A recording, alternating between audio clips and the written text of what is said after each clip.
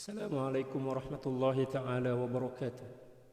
الفاتحة. أعوذ بالله من الشيطان الرجيم. بسم الله الرحمن الرحيم. الحمد لله رب العالمين الرحمن الرحيم مالك يوم الدين. إياك نعبد وإياك نستعين. اهدنا الصراط المستقيم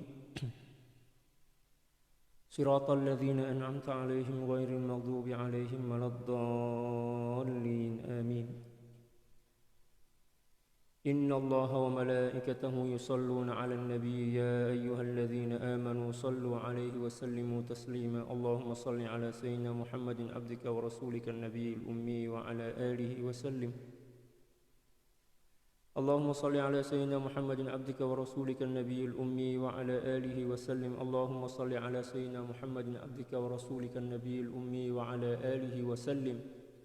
اللهم صل على سيدنا محمد عبدك ورسولك النبي الأمي وعلى آله وسلم. اللهم صل على سيدنا محمد عبدك ورسولك النبي الأمي وعلى آله وسلم. اللهم صل على سيدنا محمد عبدك ورسولك النبي الأمي وعلى آله وسلم. اللهم صل على سيدنا محمد عبدك ورسولك النبي الأمي وعلى آله وسلم. اللهم صل على سيدنا محمد عبدك ورسولك النبي الأمي وعلى آله وسلم. اللهم صل على سيدنا محمد عبدك ورسولك النبي الأمي وعلى آله وسلم. اللهم صل على سيدنا محمد عبدك ورسولك النبي الأمي وعلى آله وسلم. اللهم صل على سيدنا محمد عبدك ورسولك النبي الأمي وعلى آله وسلم عدد ما وسعه علم الله. الحمد لله فاطر السماوات والأرض جاعل الملائكة رسلا أولي أجنحة مثنى وثلاث ورباع يزيد في الخلق ما يشاء إن الله على كل شيء قدير. والصلاة والسلام على المبعوث رحمة للعالمين سيدنا ومولانا وقرة أعيننا وحبيب قلوبنا سيد الأولين والآخرين سيدنا محمد وعلى آله وصحبه أجمعين. اللهم اغفر لأمة سيدنا محمد صلى الله عليه وسلم وأصلح أمة سيدنا محمد صلى الله عليه وسلم وفرج عن أمة سيدنا محمد صلى الله عليه وسلم وارحم أمة سيدنا محمد صلى الله عليه وسلم وألف بين قلوب أمة سيدنا محمد صلى الله عليه وسلم لما تحب وترضاه وافتح لنا فتوح العارفين بك بحق سيدنا محمد صلى الله عليه وسلم. سبحانك لا علم لنا إلا ما علمتنا إنك أنت العليم الحكيم ولا حول ولا قوة إلا بالله العلي العظيم. رب اشرح لي صدري ويسر لي أمري واحلل عقدة من لساني يفقه قولي. وصلى الله على سيدنا محمد وعلى آله وصحبه وسلم. Alhamdulillahi rabbil alamin. Alhamdulillah, kembali berjumpa dalam kajian Al-Anwar fi Adabi Suhbati 'inda al-Akhyar, karangan daripada Sayyidil Imam Abdul Wahhab Asy-Sya'rani radhiyallahu taala. Pada perjumpaan kali ini kita telah pun sampai pada muka surat atau halaman 123. قال المؤلف رضي الله تعالى عنه ونفعنا الله بعلومه وعلوم شيوخه وشيوخنا وجميع أولياء الله الصالحين في الدارين اللهم آمين. ومن آدابهم محبة العزلة في البداية دون النهاية، وذلك لأن المبتدئ لضعفه أدنى شيء يشغله أو يشغله عن الله تعالى، ولا هكذا المنتهي. Dan satu di antara adab para aulia, orang-orang soleh, adalah gemar atau suka mengasingkan diri ketika memulai perjalanan kerohanian. Jadi pada awalnya ketika seseorang memulai pencarian kebenaran melalui jalan, mengamalkan syariat dengan baik dan juga mengamalkan nilai-nilai tasawuf, maka pada awalnya seorang harus banyak mengasingkan diri. Mengasingkan diri bukan berarti ingin menjauhi keburukan orang lain, tetapi ingin menjauhkan orang lain dari keburukan kita. Ada satu pemahaman yang keliru di tengah masyarakat berkaitan dengan tujuan beruzlah. Ada sebagian orang yang mengatakan bahwa tujuan beruzlah itu adalah untuk menjauhkan diri dari keburukan orang lain. Ini adalah pemahaman yang tidak beradab seperti itu ya.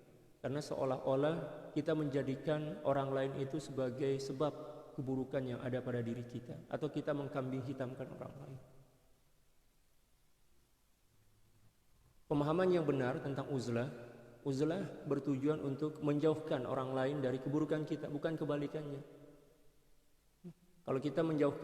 Kalau kita beruzlah atau mengasingkan diri dengan tujuan untuk menjauhkan diri dari keburukan orang lain, berarti kita sedang melakukan suatu ibadah. Kita sedang melakukan dosa besar atas nama ibadah. Kita sedang melakukan dosa besar atas nama ibadah. Apabila tujuan kita beruzlah itu adalah untuk menjauhkan diri dari keburukan orang lain, di situ ada dosa di situ tanpa kita sadari. Ya, kita melakukan dosa besar mengatasnamakan ibadah, beruzlah atau mengasingkan diri dengan tujuan untuk menjauhkan diri dari keburukan orang lain. Ketika kita mengasingkan diri, lalu kemudian kita menyangka atau tujuan kita adalah untuk menjauhkan diri dari keburukan orang lain, seolah-olah kita sedang menuduh bahwa orang lain itu mempunyai banyak keburukan yang perlu kita hindari, dan merasa diri bahwa diri kita ini tidak kurang, diri kita ini suci. Dan itu sangat bertentangan dengan nilai adab dan akhlak Islam. Dalam Al-Quran Allah Subhanahu wa ta'ala berfirman, "Wala tuzakku anfusakum huwa a'lamu biman ittaqa." Janganlah kamu menganggap diri lebih bersih, lebih suci dibandingkan orang lain, karena hanya Allah lah yang mengetahui siapa di antara kalian yang tergolong sebagai orang-orang yang bertakwa. Jadi tujuan kita beruzlah atau mengasingkan diri itu bukan untuk menjauhkan diri dari keburukan orang lain. Bahkan kebalikannya, malah kebalikannya. Tujuannya adalah untuk menjauhkan diri, menjauhkan orang lain dari penyakit-penyakit yang sedang menimpa diri kita. Kita menganggap diri kita ini jahat, banyak kekurangan, banyak sifat-sifat buruk, sehingga kita perlu untuk mengambil masa mengasingkan diri agar orang tidak terjangkit, orang tidak tertular penyakit-penyakit atau keburukan-keburukan yang ada pada diri kita. Itulah pemahaman uzlah yang elit, yang betul-betul sesuai dengan adab dalam tasawuf. Dan itu perlu kita pahami dengan baik, agar kita tidak terjebak dalam satu dosa yang sangat besar tetapi mengatasnamakan ibadah. Contoh misalnya, kita berkawan. Ketika ada gejala-gejala atau kesan, gejala itu artinya kesan dalam bahasa Melayu, kesan buruk pada kita, pada diri kita dalam persahabatan itu, lalu kemudian ada kesadaran dalam diri kita ingin memperbaiki diri, ingin memperbetulkan diri. Lalu kita mengambil suatu keputusan ingin mengasingkan diri untuk sementara masa. Tetapi ketika kita mengasingkan diri ini tujuannya adalah untuk menghindari keburukan sahabat kita itu, berarti kita sedang melakukan dosa besar atas nama ibadah. Karena kita menuduh sahabat kita itulah yang menjadi sebab keburukan pada diri kita, dan itu dosa besar.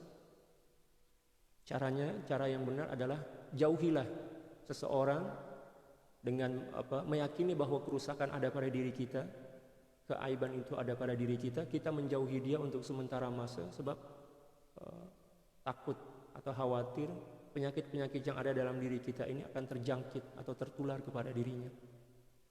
Ini satu adab yang cukup halus ya. Tak ramai orang yang faham macam itu. Dan di sini beliau jelaskan perkara itu. Jadi pada permulaan perjalanan kerohanian seorang hamba ini, dia memang digalakkan atau diperintahkan untuk banyak beruzlah, mengasingkan diri dengan masa atau waktu yang terbatas, bukan selama-lamanya. Ya, macam seorang pesakit, macam orang yang terjangkit COVID-19 kan, dia di karantina kalau dalam bahasa Indonesia, ya, dikurung, buat quarantine lah istilah kita di sini, selama 14 hari. Tujuannya agar penyakit dia itu tidak tertular kepada orang lain. Demikian juga orang yang sedang sakit, yang dalam diri dia banyak penyakit, hasad, iri, dengki, berburuk sangka dan lain sebagainya, dia perlu di quarantine dalam beberapa masa, mengambil masa untuk mengasingkan diri, memperbetulkan diri dia, kembali kepada Allah Subhanahu wa ta'ala, bertaubat, dan juga bermuhasabah, merenungi tentang keburukan-keburukan dia. Namun untuk melakukan uzlah ini seseorang harus didampingi oleh seorang dokter, oleh seorang pakar, yaitu guru mursyid. Macam orang di karantin lah kan, orang yang terjangkit COVID itu, dia orang ada pendampingan daripada dokter. Itu penyakit zahir, apatah lagi penyakit batin, penyakit jiwa. Karena ada guru yang mendampingi kita, barulah betul, barulah perjalanan itu akan selamat. Tapi kalau sekiranya kita tak ada guru, kita mengasingkan diri seorang-seorang dalam masa yang telah ditentukan, kita mengasingkan diri, kita beristighfar, situ kita memperbetulkan diri kita. Kita akan keluar daripada uzlah itu kembali ke masyarakat dalam keadaan kita merasa yang diri kita ini telah bersih. Kita merasa bahwa diri kita ini telah terbebas daripada sebarang penyakit. Dan itu sebenarnya tanda bahwa uzlah kita tak berjaya. Uzlah itu tak berjaya. Malah akan menimbulkan penyakit baru. Apa dia? Bangga, sombong, merasa diri bahwa kita telah bersih. Sebab kita telah melakukan uzlah atau mengasingkan diri, banyak berzikir, bertobat kepada Allah Subhanahu wa taala dan lain sebagainya. Tapi kalau sekiranya kita didampingi atau dibersamai oleh seorang mursyid, ketika mana kita keluar daripada uzlah itu, kita kembali ke masyarakat, kita akan kembali dalam keadaan merasa diri kitalah yang paling hina, kitalah yang paling buruk, kitalah yang paling tidak layak untuk mendapatkan pujian, seperti itu. Nah, kalau ada seseorang yang keluar daripada uzlah, lalu dia tidak merasa diri semakin hina, semakin buruk, itu tanda bahwa uzlahnya itu tak berjaya, uzlah dia itu tak berhasil, malah semakin memperteruk, semakin memperparah penyakit hatinya. Satu di antara sebabnya adalah karena dia melakukan uzlah tanpa pendampingan seorang mursyid. Allahu Akbar. Dan uzlah ini digalakkan atau diperintahkan kepada para pemula, orang yang mula-mula mengamalkan tasawuf. Adapun seseorang yang telah sampai kepada tujuan bertasawuf, yaitu takwa, kesempurnaan iman, cinta, demikian juga ma'rifah kepada Allah Subhanahu wa taala, mereka tak dibenarkan untuk beruzlah. Mereka malah diwajibkan, diperintahkan untuk berbaur. Berbaur maknanya hidup ya di masyarakat umum. Tujuannya apa? Untuk memberikan pengalaman, memberikan bimbingan dan pendampingan kepada masyarakat untuk kembali kepada Allah Subhanahu wa taala. Jadi ketika mana kita sedang sakit, kita tak dibenarkan untuk banyak berjumpa dengan orang. Tapi bila mana kita telah sembuh, macam sahabat-sahabat kita yang sembuh daripada COVID-19 itu kan, ya, dia dibenarkan untuk jumpa dengan orang ramai, malah digalakkan untuk apa? Untuk menyampaikan pengalaman apa yang berlaku ketika mana dia orang sedang sakit. Ya kan? Orang boleh ambil munafaat daripada dia. Orang boleh tanya, masa itu macam apa rasa yang Tuan rasa masa sakit itu? Apa kesan dia? Ya kan? Demikian juga dalam perkara-perkara kerohanian. لأنه من حين عرف الله تعالى المعرفة المعروفة بين القوم صار لا يشغله عن الله شاغل. Karena sesungguhnya seseorang yang telah sampai kepada tujuan bertasawuf, yaitu kesempurnaan iman, takwa, demikian juga ma'rifah kepada Allah Subhanahu wa taala, maka seseorang tidak akan mampu disibukkan oleh segala sesuatu kecuali Allah. Walaupun dia berbaur, walaupun dia bertemu dengan manusia, lisan dia itu cakap dengan manusia, tapi hati dia senantiasa hadir bersama Allah Subhanahu wa taala. Dalam hati dia tak ada hijab, tak ada sesuatu apapun yang boleh mencuri hati dia. Itulah hati orang yang telah sampai pada kesempurnaan pengamalan tasawuf. Tapi kalau ada seorang walaupun guna sorban, guna jubah, kan, guna tongkat, tasbih 1000 pula, 1000 biji, nampak macam seorang yang alim, seorang ulama, seorang sufi. Tapi ketika mana dia berinteraksi dengan makhluk, hati dia tercuri oleh apa yang berlaku di sekitaran tempat dia tinggal itu. Lalai daripada Allah, maknanya dia masih dianggap sebagai seseorang yang awam. Ya, perlu ditarbiyah semula. Wala yakhlul khalqu 'indahu min halain. Dan manusia tidak akan sunyi daripada dua hal keadaan. Imma ayyakuna ahaduhum a'waja fayajibu alaihi al-qurbu minhu hatta yuqawwima iwajah. Sama ada seseorang itu dalam keadaan bengkok, maknanya terpesong daripada ajaran agama, maka ianya perlu diluruskan oleh seseorang yang telah melalui proses dengan sempurna tadi. Yang meluruskannya adalah orang yang sehat. Karena takkanlah seseorang yang sedang sakit boleh mengobati orang pesakit yang lain kan. Misal ada seorang yang sakit walaupun dia dokter, boleh tak dia mengobati orang lain yang sedang sakit? Oh, tak boleh.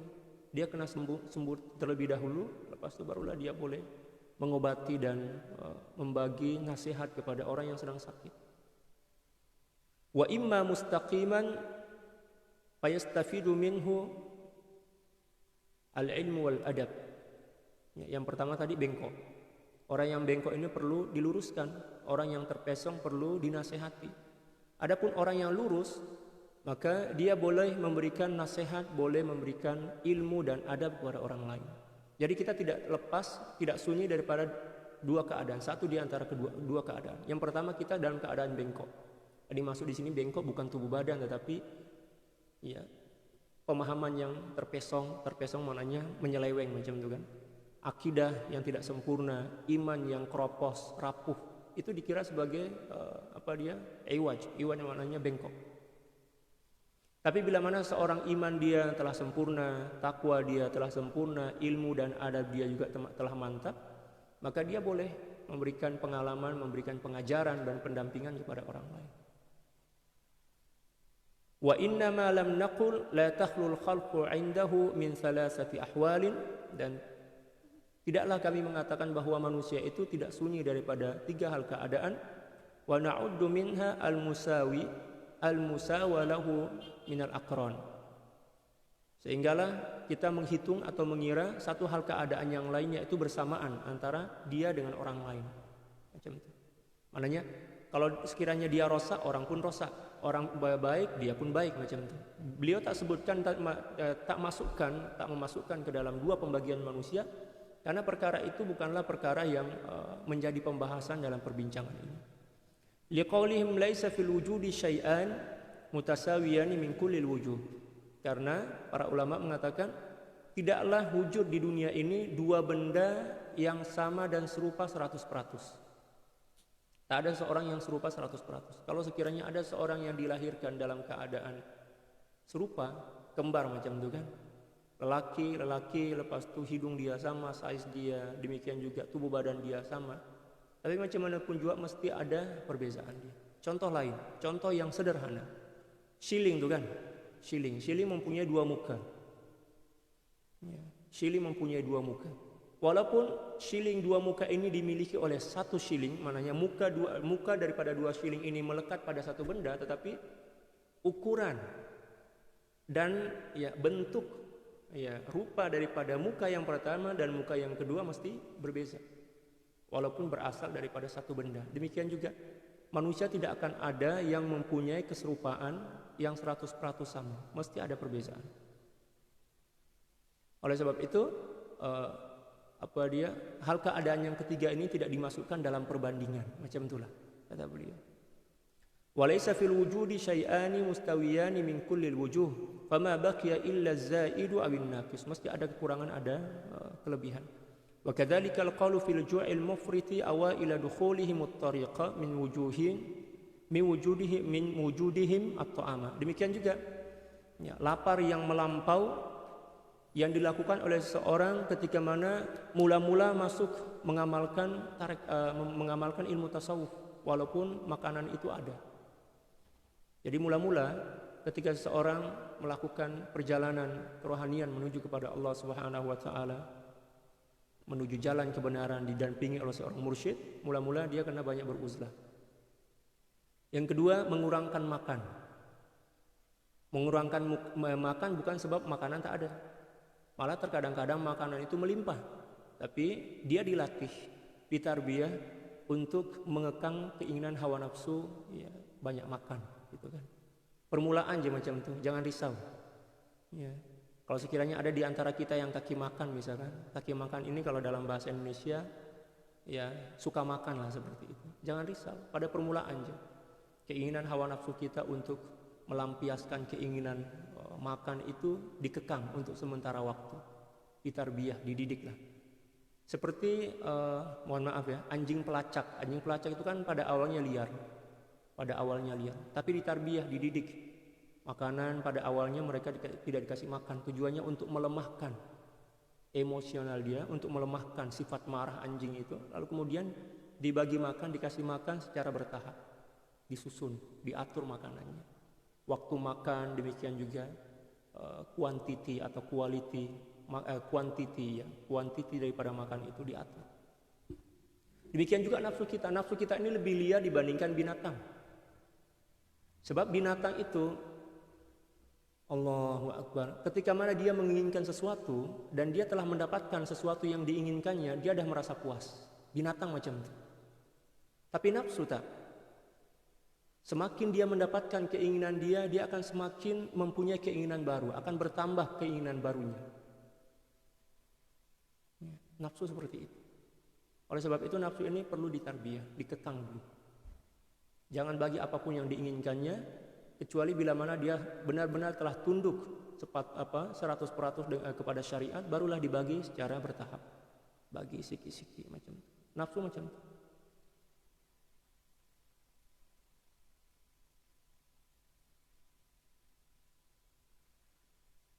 Wa mujahadatan linufusihim, ya, dengan tujuan adalah untuk bermujahadah, bermujahadah ke atas jiwa mereka.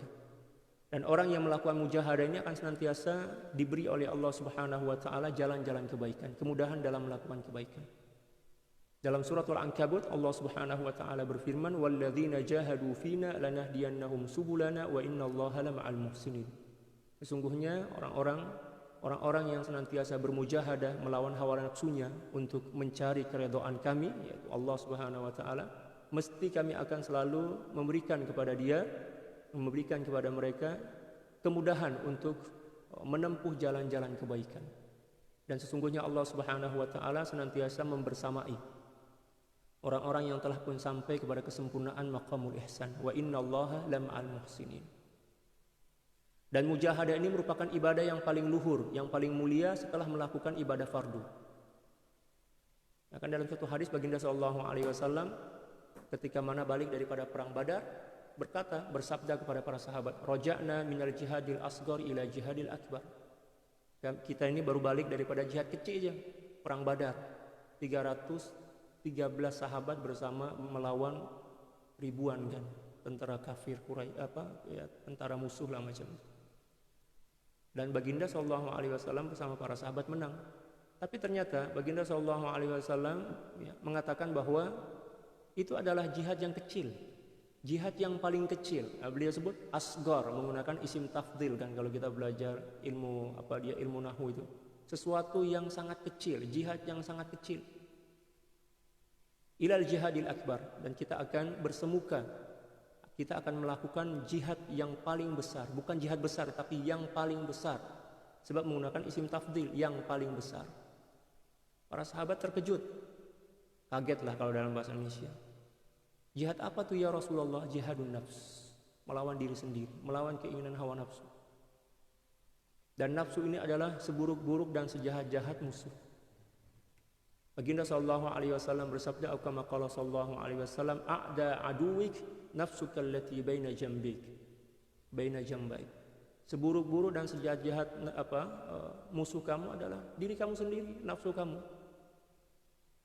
Ya kan? Kalau musuh kita selain daripada nafsu, setakat memerhatikan kita, setakat mengawasi kita dalam masa-masa yang terbatas. Adapun nafsu 24 jam senantiasa bersama kita.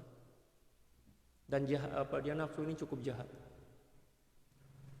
Kalau kita tak mampu untuk melakukan dosa dengan cara yang buruk, maka dia akan mengajak kita, menjerembabkan kita ke lumpur dosa dengan cara yang baik. Cara dia baik, nampak baik, tetapi tujuannya adalah menghancurkan diri kita. Itulah kejahatan nafsu. Allahu Akbar. Amma halu kamalihim, adapun hal keadaan sempurna bagi para aulia setelah mereka sempurna, setelah bermujahadah dengan sempurna, beruzlah dengan sempurna di bawah bimbingan seorang guru mursyid, fala yaju'una illa idza faqadu at-ta'am, maka mereka tidak akan lapar kecuali bila mana tak ada makanan. Maknanya dalam keadaan lapar memang lapar yang disengaja, memang lapar yang memang semula jadi. Bukan lapar yang dipaksa. Kan ada lapar yang semula jadi, ada lapar yang dipaksa. Kalau lapar yang dipaksa ini adalah lapar bagi para pemula. Dia kena paksa diri dia untuk lapar, untuk mentarbiyah nafsu dia. Kalau para aulia, dia orang lapar memang sebab memang lapar lah, bukan sebab nak melawan nafsu, sebab nafsu mereka telah terdidik kan, telah pun tunduk kepada syariat. Li'annahum mutalabuna bi'ata'i kulli dhi haqqin haqqahu min jawarihihim. Adapun para aulia, ya, mereka tidak, mereka lapar bukan sebab mereka memaksa diri mereka untuk lapar, tapi memang ya masa nak makan ya kan. Ya, dan mereka dituntut, para aulia ini dituntut untuk memberikan hak kepada seluruh apapun tubuh badan yang ada pada diri dia mengikut kadar keperluan. Ya. Oleh sebab itu di kalangan para aulia, makanan mereka makan itu suka-suka hati. Ya. Tapi suka-suka hati ini bukan bermakna melampaui batasan syariat. Tak, maksudnya bila-bila masa dia orang boleh makan. Sebab jiwa mereka telah ditarbiyah.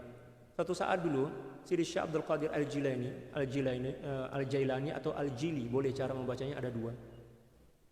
Mempunyai seorang murid. Ya. Tak ingat dah nama murid itu. Ya, murid ini diserahkan oleh ibu dia.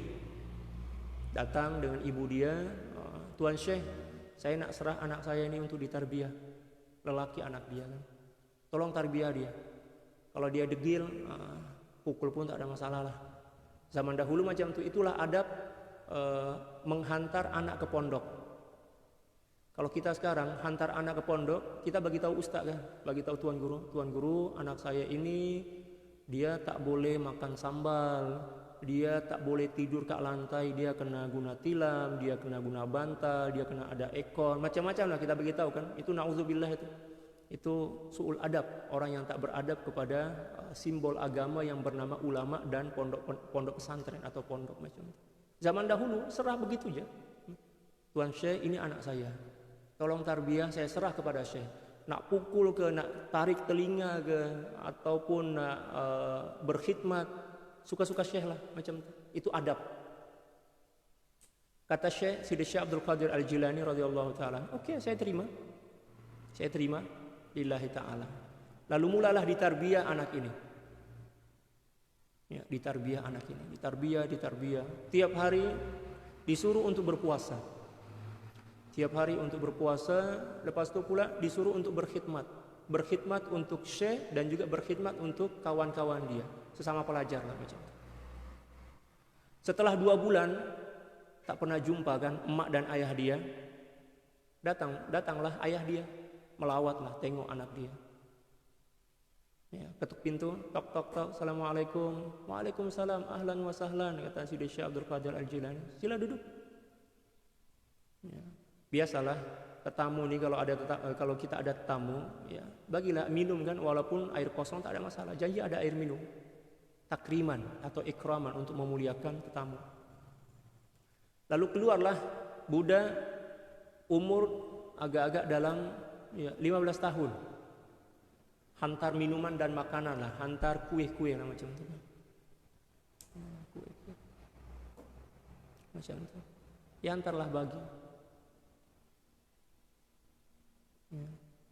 Lalu tiba aja beberapa masa setelah itu orang tua ini bertanya, Tuan Syekh, boleh tak saya jumpa dengan anak lelaki saya? Oh boleh, tak ada masalah, boleh aja. Tapi Syekh cakap, Tuan tadi tak perasan gak siapa yang keluar hantar makanan dan minuman itu?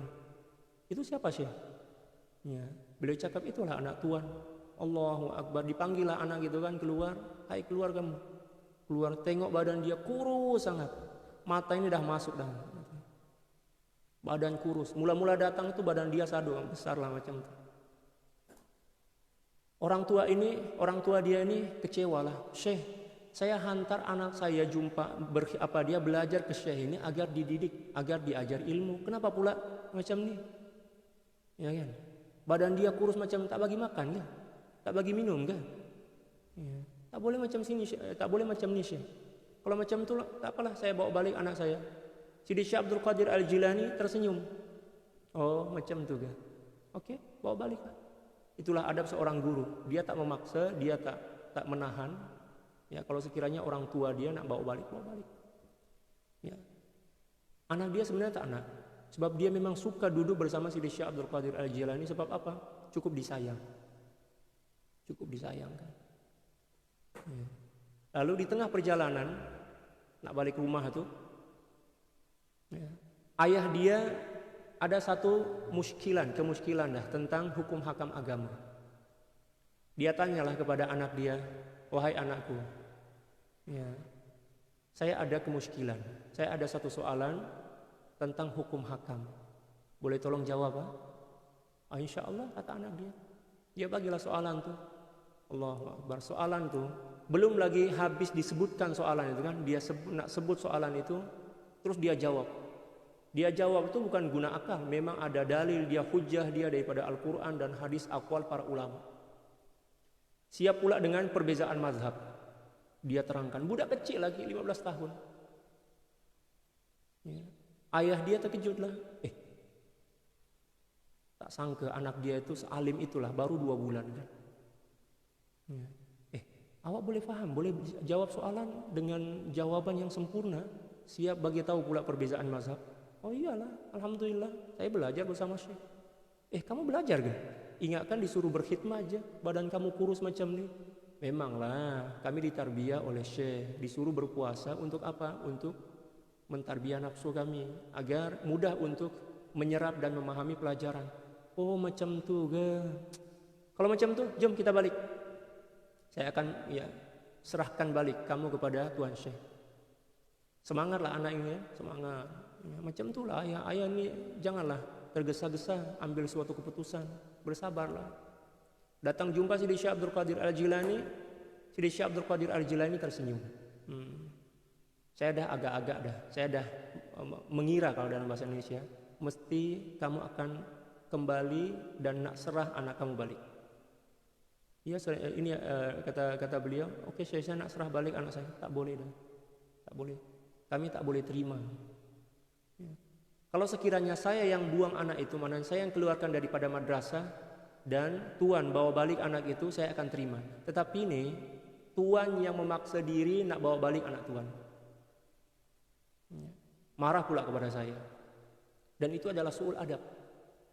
Bukan saya yang tak nak, tetapi saya nih sebagai seorang guru, sebagai seorang syekh, kata beliau, terikat dengan adab.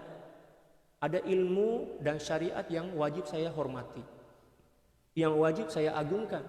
Ketika mana syariat itu kamu hina, ya, kamu tak hormati, maknanya kamu sedang menghina dan tidak menghormati yang mempunyai syariat, yaitu Allah Subhanahu wa taala.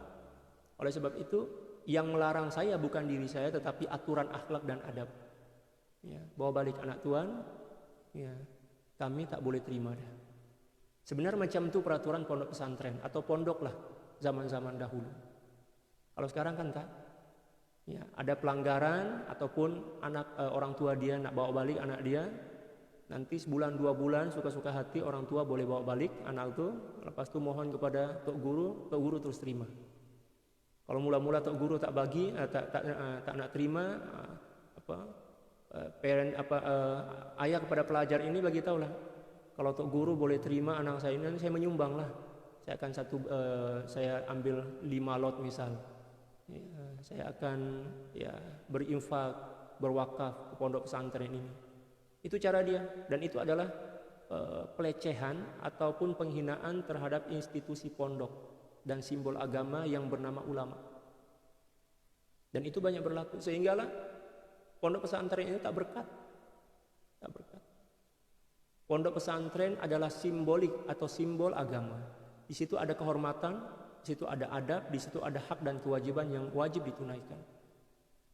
Tapi sekarang pondok pesantren atau pondok-pondok yang ada di negara kita di Indonesia, tak tahu lah kalau di Malaysia, setakat pondok saja tak ada adab langsung, tak ada tarbiyah. Tak ada tarbiyah, tak ada khidmat. Dia orang datang belajar, malah terkadang-kadang kita tak boleh membedakan antara sifat dan sikap guru bersama pelajar dia, sama aja. Ya kan? Sama aja. Guru mempunyai sifat kebudak-budakan. Budak pula lagi kanak-kanakan. Sebab tak ada tarbiyah. Kalau zaman dahulu yang menjadi tok guru itu memang ulama besar lah, wali-wali besar. Kalau di Kelantan itu macam Tok Kenali lah. Tok Kenali itu luar biasa. Tok Kenali, saya baca sejarah dia luar biasa, wali besar. Ramai ulama-ulama besar yang beliau tarbiyah, beliau didik, dan akhirnya menjadi ulama-ulama penerus. Kalau sekarang pondok-pondok itu setakat tempat duduk aja. Jadi nak masukkan pondok anak kita ini kita kena pilih betul lah. Pilih yang tok guru dia dah tua sangat dah. Dah tua dan alim serta soleh. Sebab kata para ulama, ilmu dan amal ini bila mana dia semakin tua, dia akan semakin berminyak. Macam itulah. Macam kelapa lah. Kelapa itu semakin tua semakin berminyak. Iya kan? Tapi kalau manusia semakin tua semakin keriput lah kan. Para ulama ini bila mana dia alim dan soleh, semakin tua dia akan semakin mulia, semakin entik lah. Macam barang entik lah, semakin tua, semakin berumur, semakin dicari, semakin berharga kan. Demikian juga para aulia. Nah, cari tok guru yang tok guru dia dah tua, dah sepuh dah. Lepas tu yang ilmu dan amalnya mantap. Insya Allah bila mana kita jumpa dan tok guru yang tua, ilmu dan amal dia Masya Allah, insya Allah anak kita akan berjaya. Tapi kalau pondok misalnya atau pondok pesantren, ustaz umur berapa? Umur baru lagi muda lagi ustaz, berapa? Umur 25 tahun. Bukan tak boleh, bukan kita nak menghina, ini kita nak membandingkan. Dan itu disebutkan oleh para ulama, bukan saya cakap. Dalam kitab Ta'limul Muta'alim disebutkan kan. Cari guru itu cari guru yang tua, yang senior. Yang ilmu dia dah tua, amal dia juga dah tua. Sebab minyak daripada ilmu dan amal itu akan semakin berharga. Tapi kalau guru dia, apatah lagi masih belajar lagi kan. Guru pula masih belajar. Tok guru masih belajar. Masih labil. Labil maknanya tak stabil lagi. Tingkah laku dia masih macam budak-budak. Kita hantar anak kita ke situ untuk mondok, insya Allah dia akan menjadi semakin budak-budak lah.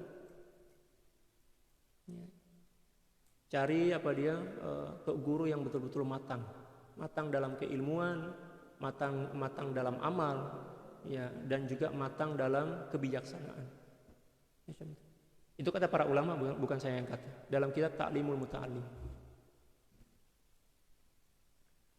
Allahu Akbar.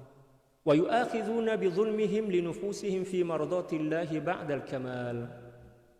Demikian juga mereka dituntut, mereka akan dihukum oleh Allah Subhanahu wa taala bila mana tidak memberikan hak kepada tubuh badan mereka. Para aulia macam itu, orang-orang yang telah sempurna iman dan takwa dia kepada Allah Subhanahu wa taala, dia wajib memberikan seluruh keperluan yang diinginkan dan diperlukan oleh tubuh badan dia. Adapun para pemula, dia tak dibenarkan bagi semua sebab dia masih lagi dalam keadaan menjadi hamba kepada nafsu dia. Dia diperintahkan untuk banyak berpuasa, banyak berjaga malam.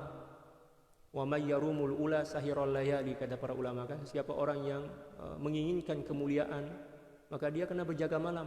Bukan berjaga malam melepak kat kedai, minum kopi, minum teh, borak-borak dengan kawan. Itu bukan berjaga malam yang dimaksud. Maksudnya berjaga malam di sini dalam beribadah. Siapa orang yang menginginkan kemuliaan, keagungan dunia dan akhirat, maka hendaklah dia berjaga malam, terutama 2/3 malam terakhir.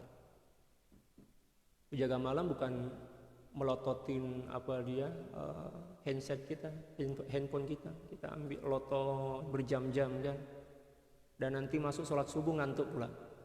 Na'udzubillah. Sahirul layali itu maknanya menghidupkan malam dengan ibadah.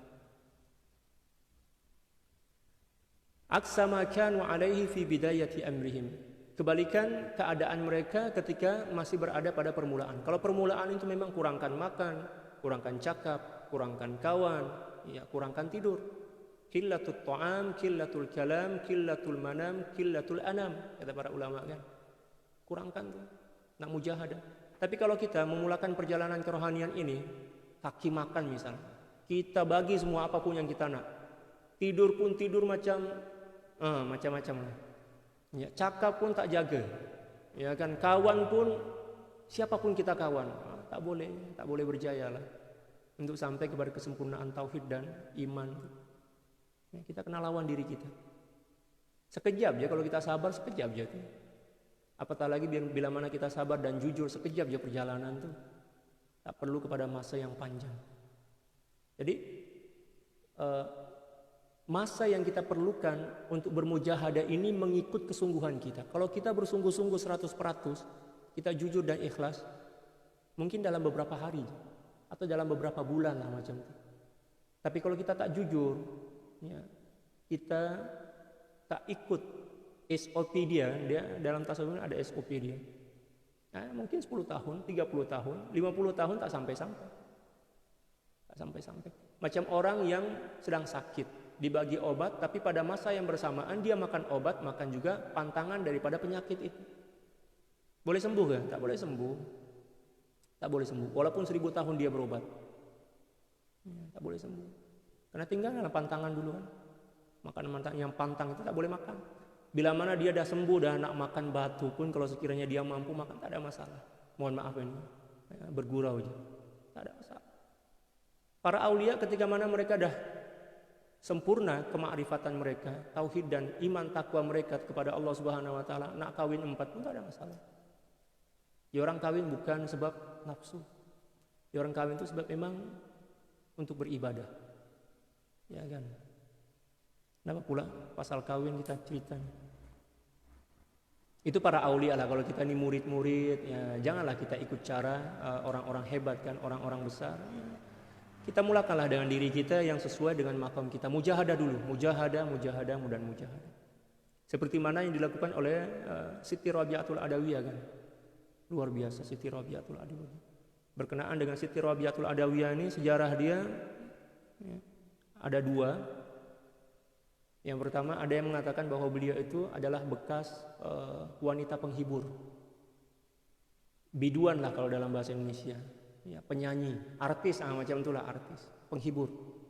Mana-mana orang-orang kaya dia buat perhimpunan, buat party misal tuh, ya kan, dia menyanyi, macam biduan, macam itulah, penyanyi, artis. Ada juga yang mengatakan mulanya beliau itu adalah seorang hamba sahaya. Hamba sahaya kepada seorang yang alim, seorang yang alim.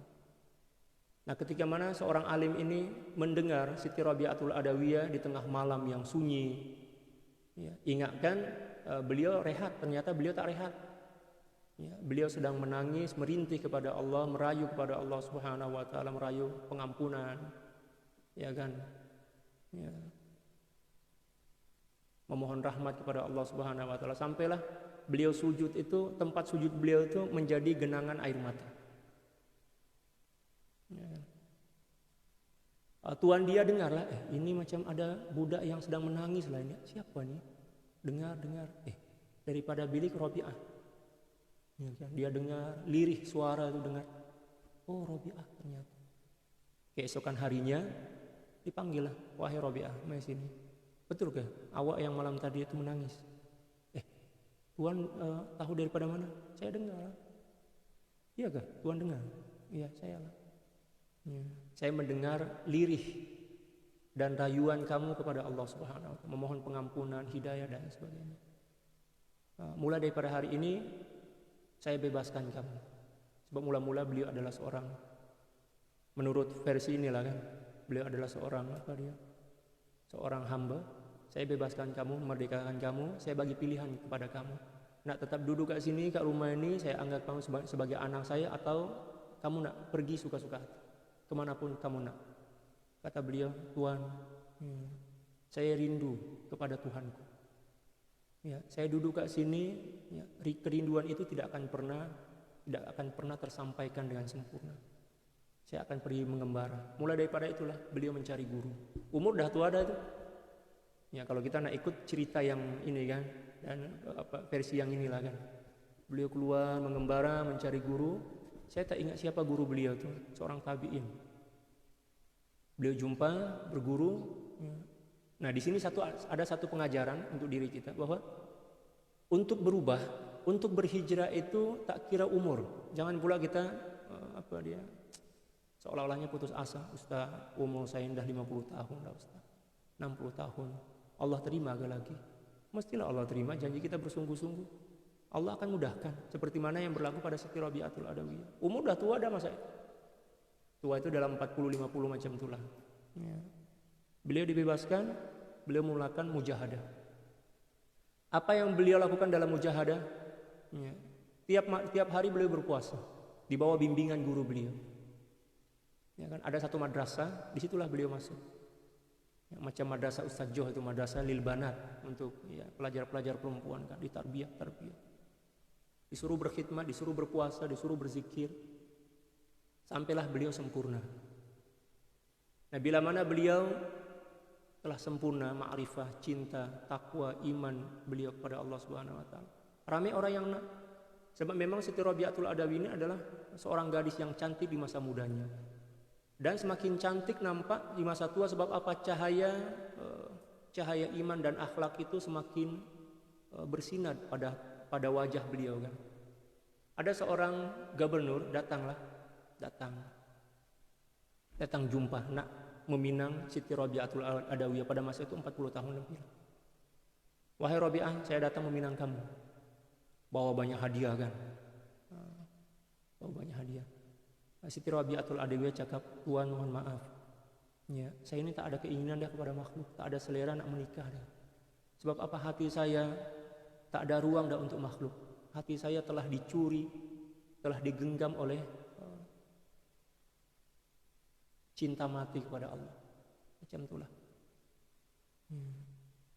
Ala Rabi'ah, bolehlah nanti saya boleh belajarlah kepada kamu. Itulah pandainya orang. Kalau nak belajar, tapi dah kawin nanti dah kurang ajar, bukan belajar, tapi kurang ajar. Siti Rabi'atul Adawiyah menolak. Tapi gubernur ini merayulah. Ya, saya bersungguh-sungguh mencintai kamu. Demi Tuhan, saya mencintai, saya jujur. Oh, jujur kan? Okay. Macam ni Tuhan. Saya ada adik. Ya. Kalau sekiranya saya ada adik perempuan yang lagi muda, lagi cantik, lagi soleha dibandingkan saya, Tuhan mau tak? Masih muda lagi. Ya umur dalam 25, 27 tahun macam itulah. Sudahlah cantik, muda, lepas tu soleha pula. Malah dia lebih soleh dibandingkan saya, lebih soleha dibandingkan saya. Gubernur ini cakap apa? Mana dia? Boleh tengok tak? Bila mana dia cakap macam tu, Siti Rabi'atul Adawiyah cakap, itulah harga diri Tuhan. Tadi cakap bersungguh-sungguh, jujur dan ikhlas kepada saya. Tapi kenapa pula ketika mana saya nak cadangkan adik saya yang sebenarnya tak ada pun adik saya. Sebab beliau sebatang kara kan. Beliau cakap kalau sekiranya kan. Maknanya beliau tak berbohong lah. Ya, saya cakap tadi kalau sekiranya saya ada adik perempuan gadis yang dara lah sini, yang cantik, soleha, yang comelote lah kalau dalam bahasa Kelantan Terengganu itu. Tapi ternyata Tuhan nak tengok juga. Oh, maknanya cinta Tuhan ini cinta palsu. Saya tak boleh terima. Itulah kehidupan Siti Rabi'atul Adawiyah dalam bermujahadah. Bila mana malam telah tiba, maka malam itu adalah surga bagi beliau. Beliau ada satu pondok, rumah kecil zaman dahulu itu kan. Beliau duduk seorang-seorang di masa tua beliau. Diceritakan oleh khadam beliau, murid beliau lah, pembantu seorang perempuan, bahwa Siti Rabi'atul Adawiyah di masa tua beliau, walaupun sudah tua, beliau ikat rambut beliau ini sebab perempuan kan, dan beliau duduk dengan pembantu perempuan di rumah beliau lah, rambutnya atas guna tali, lepas tu beliau duduk di atas karung goni yang basah di musim sejuk. Beliau duduk zikir sampai berlinang air mata macam itu. Bila mana beliau ngantuk, dah terhantuk kepala beliau macam itu, tertarik rambut kan, terus bangun. Kalau sekiranya beliau batal wudu, maka beliau ambil air wudu di musim sejuk, duduk di atas karung goni yang basah, rambut mujahadah. Sampailah Allah Subhanahu wa taala mengangkat beliau sebagai apa? Ya, seorang sufi wanita yang paling sempurna dalam maqamul mahabbah kepada Allah. Dan beliaulah yang mula-mula membina manhaj mahabbah dalam tasawuf. Perempuan, Ustaz, perempuan akhir zaman diboleh? Boleh, siapapun boleh. Masalahnya kita nak atau tak nak melakukan proses. Ya, lakukanlah proses. Masalahnya kita tak berkhayal aja. Oh, cantiknya kalau saya menjadi wali. Tapi tengok tak ada usahaku. Kena usahalah. Siapapun walaupun umur kita dah 70 tahun, 80 tahun tak ada masalah. Allah Maha mampu, Allah Maha kuasa nak bagi hidayah, kekuatan kepada kita untuk melakukan yang tak boleh dilakukan oleh orang-orang yang masih muda lagi kan. Masalahnya kita tak nak. Kita tak jujur kepada Allah Subhanahu wa taala. Kejujuran itu yang kita kena tanamkan dalam jiwa kita mula-mula. Bila mana dalam jiwa kita ada kejujuran, nakkan Allah, ingin Allah Subhanahu wa taala, jalan, cari. Mesti jumpa. Kalau sekiranya sebesar apapun cabaran yang akan kita lalui, ujian yang kita lalui kecil aja. Sebab apa? Kejujuran itu akan menolong kita. Ya, kejujuran itu akan menolong kita. Allah akan bagi cahaya yang dipanggil furqan dalam jiwa kita. Dengan cahaya itulah kita akan mampu bertahan. Kita akan menjadi orang yang tangguh menghadapi sebesar apapun ujian dan cabaran. Allah Subhanahu wa taala berfirman, "Ya ayyuhalladzina amanu in tattaqullaha yaj'al lakum furqana wa yukaffir 'ankum sayyi'atikum wa yaghfir lakum dzunub." Ya, wa yaghfir lakum. Wahai orang-orang yang beriman, sekiranya kamu bertakwa kepada Allah dengan sebenar-benar takwa, maka Allah Subhanahu wa taala akan memberikan furqan. Furqan ini cahaya. Cahaya keteguhan, cahaya iman, cahaya kesabaran, cahaya petunjuk, cahaya kekuatan, semua jenis cahaya lah dalam furqan. Tapi kita tak nak melakukan proses. Guru ada guru, alhamdulillah. Kebanyakan kita ada guru, terutama jamaah yang nak tengok ni video ini, ada guru dah. Kesian guru itu menunggu, manalah murid-muridku ni yang nak bermujahadah. Ya, geram sangat. Saya nak tuangkan dah ilmu ini kepada hati mereka, tapi dia orang tak menyediakan, dia orang tak bersihkan hati sebagai wadah kepada ilmu itu. Ilmu ini suci, kita kena letak di tempat yang suci lah. Kita pula mempunyai wadah yang mutalattihah, maknanya yang kotor. Bersihkan hati kita. Wa min huna qila, dan daripada inilah dikatakan ju'ul akabir tirarun lakhtiyarun. Laparnya para aulia, wali-wali besar itu adalah lapar yang memang semula jadi, bukan dipaksakan. Adapun laparnya para pemula itu adalah lapar yang dipaksakan. Maknanya dia kena saja diri melaparkan diri dia untuk mentarbiyah nafsu. Bi khilafin fi bidayatihim, berbeza halnya ketika mana mereka masih berada pada permulaan. Permulaan itu memang mereka sengaja melaparkan diri untuk mentarbiyah diri mereka. Fa innahum yaju'una ikhtiyaran ma'a wujudi ta'am, karena sungguhnya mereka itu memang lapar dengan pilihan maknanya saja buat lapar diri dia lapar walaupun di hadapan dia banyak makanan untuk mentarbiyah nafsu. Ta'dziban li nufusihim, untuk memberikan pengajaran atau untuk mendera nafsu mereka. Litanqada lahum idza da'auha limaradatillah, agar nafsu itu tunduk kepada mereka ketika diajak untuk melakukan perkara-perkara yang boleh mendatangkan keridhaan Allah Subhanahu wa taala. Li'annaha qabla riyadati tashbahu ad-dabbat al-harun, karena sungguhnya nafsu ini sebelum ditarbiyah, sebelum kita mujahadah melawan dan mendidiknya, dia ibarat macam tunggangan yang liar. Macam kalau dalam bahasa Indonesia itu dipanggil kuda yang binal. Binal itu maknanya yang liar, yang tak boleh nak diam. Jadi perlu ditarbiyah. Allahu Akbar. Nah, yang terpenting sekarang nih kita mujahadah, mentarbiyah diri kita. Kalau setakat ada ilmu, cakap aja sampai mati kita tak pernah mentarbiyah diri kita dengan mujahadah, di bawah bimbingan seorang mursyid, tak boleh.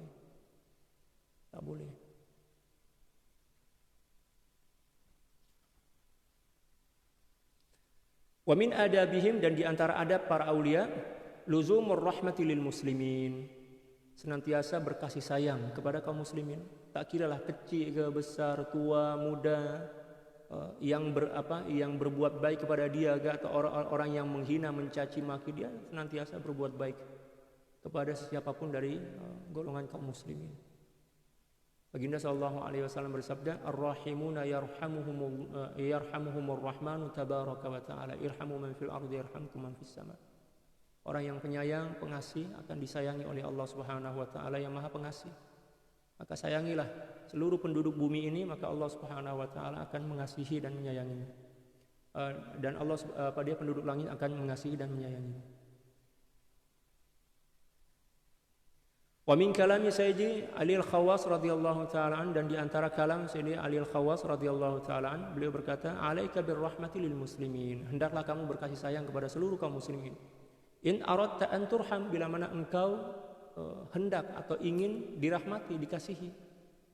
Kalau kita ingin dikasihi oleh Allah dan dikasihi oleh seluruh makhluk, maka kasihilah seluruh makhluk Allah Subhanahu wa taala. Wa minar rahmati lahum an tahmila humumahum, dan di antara rahmat kepada kaum muslimin adalah memikul beban dan kesusahan mereka. Ada orang yang sedang sakit, ada sahabat kita yang sedang sakit, kita kena merasa sakit juga. Ya, sedang sakit di hospital misalnya, kita merasa sakit, kita datang melawat, ya, doakan dia, ya kan, buat sholat hajat misalnya. Itulah satu di antara cara kita berkasih sayang kepada kaum muslimin.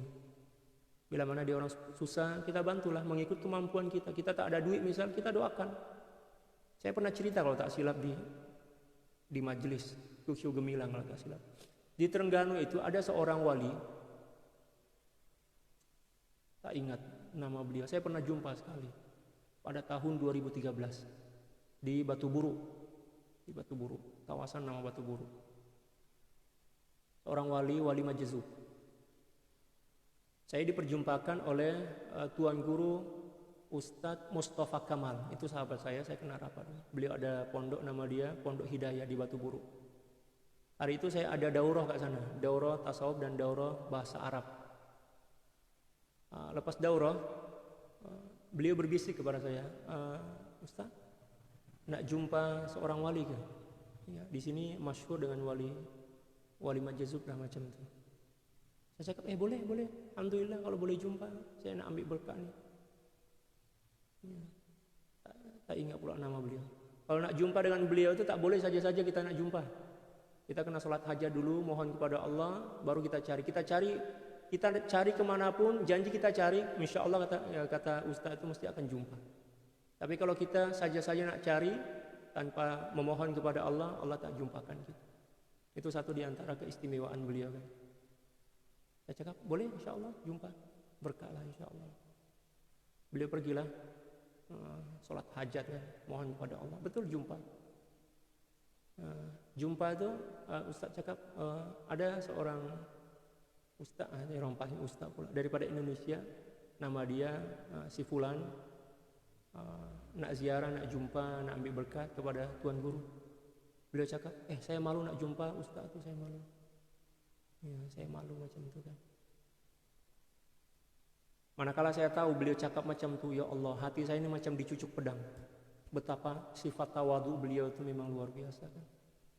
Kita ini masih pelajar lagi, budak-budak lagi. Beliau malu pula nak jumpa. Ya, tapi Ustadz Mustafa Kamal itu cakap, kalau boleh bagilah peluang beliau jumpa dengan Tok Guru.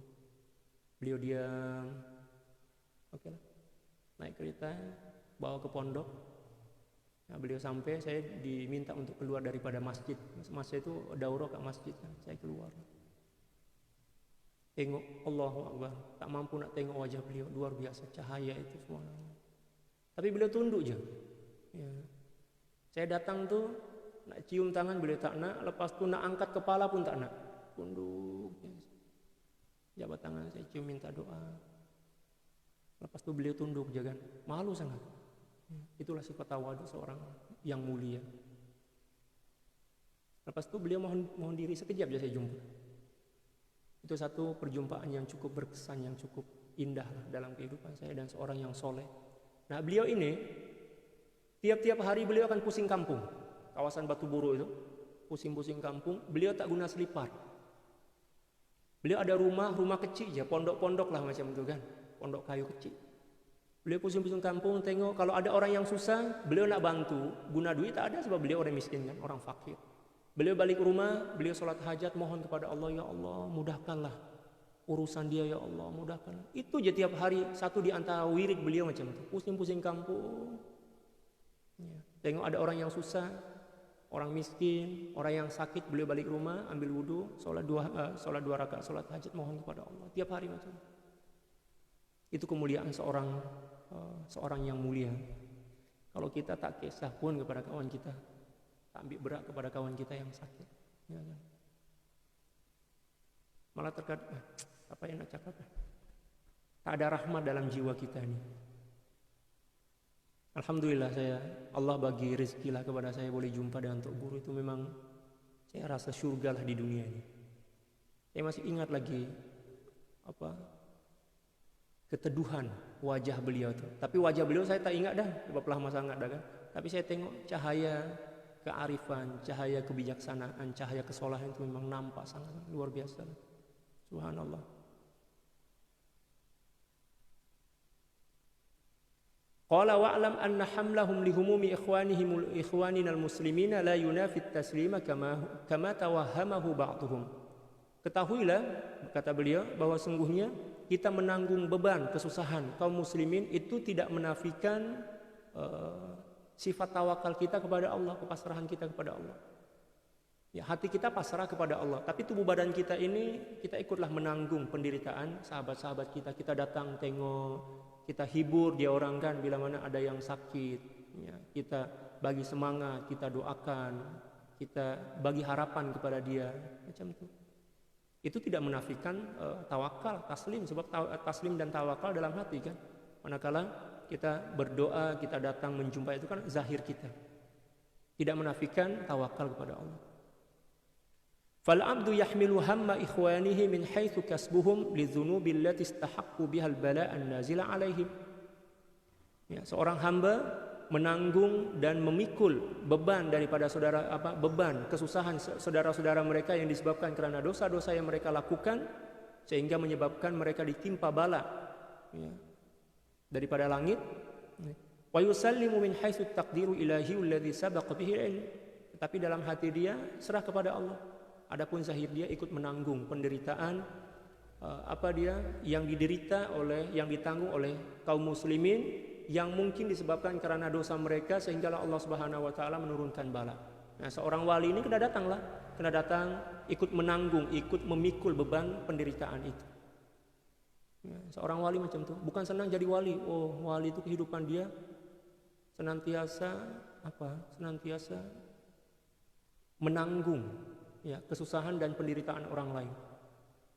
Disebutkan oleh Sayyidil Imam Asy-Sya'rani radhiyallahu taala, pengarang kitab ini, tapi dalam kitab yang lain, ya, dalam kitab Al-Minanul Kubra, beliau berkata, satu di antara tanda yang seorang ini wali kutub, dipanggil wali kutub, pengetua daripada para aulia, dia akan merasai sakitnya orang yang bersalin. Ketika mana di kampung itu ada orang yang bersalin. Yang bersalin perempuan kan, orang lain, tapi dia yang ikut merasai sakitnya bersalin. Sebab apa? Itulah, ikut menanggung beban daripada sakit. Kita bila mana saling menyayangi kan antara sesama, sama ada ibu dan ayah, anak dan istri dan sebagainya. Bila mana orang yang kita sayang ini sakit, kita pun merasa sakit kan. Ya, sahabat kita tak lalu makan, tak lalu, kita pun rasa tak semangat. Itu tanda yang ada cinta. Tapi kalau kawan kita sakit, kita pula bawa makanan, jumpa dia melawat, kita pula yang makan di hadapan dia, sudahlah hati dia sakit, lepas itu pula itu tanda yang hati kita ini mati macam. Kalau dalam istilah bahasa Indonesia itu dia orang panggil apa? Menari-nari di atas luka orang lain. Menari-nari di atas luka orang lain. Na'udzubillah.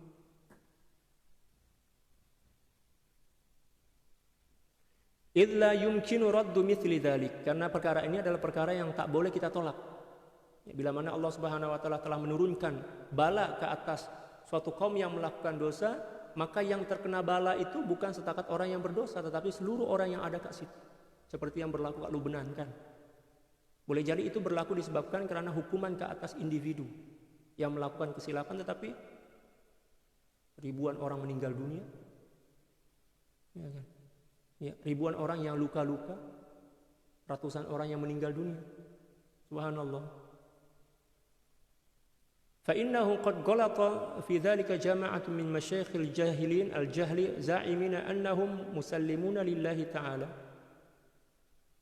Di sini kata beliau, sesungguhnya ramai di antara para pemuka agama yang jahil, yang tidak seberapa paham tentang kaidah tasawuf ini, mereka berserah diri kepada Allah Subhanahu wa taala 100% tanpa ikut menanggung beban kaum muslimin dengan mengatakan beban-beban macam itu urusan mereka, bukan urusan kami. Nauzubillah. Ini ada sifat keakuan kan. Yakhrujuna ala man yarawnahu yahmilu hamma ikhwanihim wa yaqulun, dan mereka mengingkari ya, pendapat ataupun pandangan orang-orang yang ikut menanggung penderitaan orang lain itu dan mengatakan ma fulanun wa mu'aradatul aqdar. Kenapa pula si fulan ini ikut menanggung penderitaan orang lain? Maknanya kamu seolah-olah menolak dan melawan takdir. Ya, Allah dah takdirkan macam itu, dialah yang kena menanggung, bukan kita. Ya, itu urusan dia. Nauzubillah. Kalau orang yang arif, orang yang faham, ya, dia akan ikut menanggung pada jasad dia, tetapi hati dia tetap taslim kepada Allah Subhanahu wa taala, tetap berserah kepada Allah. Wa yatawahhamuna anna ma hum alaihi akmal, dan mereka menyangka bahwa maqam mereka itu lebih sempurna. Nah, inilah satu di antara bentuk kejahilan yang merajalela ya, di kalangan para pemuka agama yang tak seberapa paham tentang ilmu tasawuf. Tak ambil berat tentang kesusahan dan derita kaum muslimin, itu tanda kerasnya hati.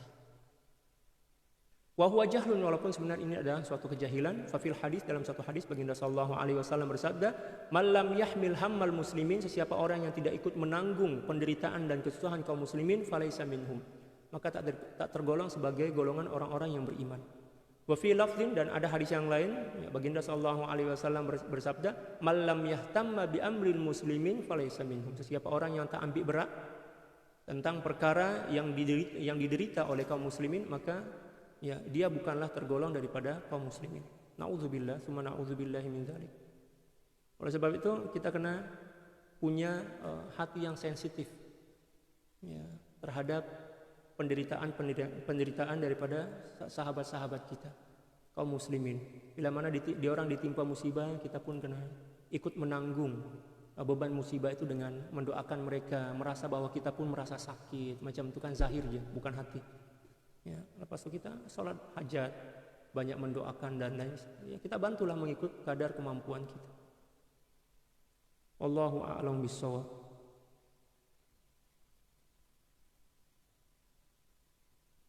Subhanaka la ilma lana illa ma 'allamtana innaka antal alimul hakim, wa la haula wa la quwwata illa billahil aliyyil azim. Inna Allaha wa malaikatahu yusalluna 'alan nabiy ya ayyuhalladzina amanu sallu 'alaihi wa sallimu taslima. Allahumma salli 'ala sayyidina Muhammadin 'abdika wa rasulika an-nabiyil ummi wa 'ala alihi wa sallim. Allahumma salli 'ala sayyidina Muhammadin 'abdika wa rasulika an-nabiyil ummi wa 'ala alihi wa sallim. Allahumma salli 'ala sayyidina Muhammadin 'abdika wa rasulika an-nabiyil ummi wa 'ala alihi wa sallim. Allahumma salli ala sayyidina Muhammadin 'abdika wa rasulika an-nabiyil ummi wa 'ala alihi wa sallim. Allahumma salli ala sayyidina Muhammadin 'abdika wa rasulika an-nabiyil ummi wa 'ala alihi wa sallim. Allahumma salli ala sayyidina Muhammadin 'abdika wa rasulika an-nabiyil ummi wa 'ala alihi wa sallim. Allahumma salli ala sayyidina Muhammadin 'abdika wa rasulika an-nabiyil ummi wa 'ala alihi wa sallim. Allahumma salli ala sayyidina Muhammadin 'abdika wa rasulika an-nabiyil ummi wa 'ala alihi wa sallim. Allahumma salli ala sayyidina Muhammadin 'abdika wa rasulika an-nabiyil ummi wa 'ala alihi wa sallim. Allahumma salli ala sayyidina Muhammadin 'abdika wa rasulika an-nabiyil ummi wa 'ala alihi wa sallim adada ma wasi'ahu 'ilmullah. Sekian, wallahul muwaffiq wal hadi ila sabilir rasyad, wal afu minkum. Assalamu alaikum warahmatullahi taala wabarakatuh.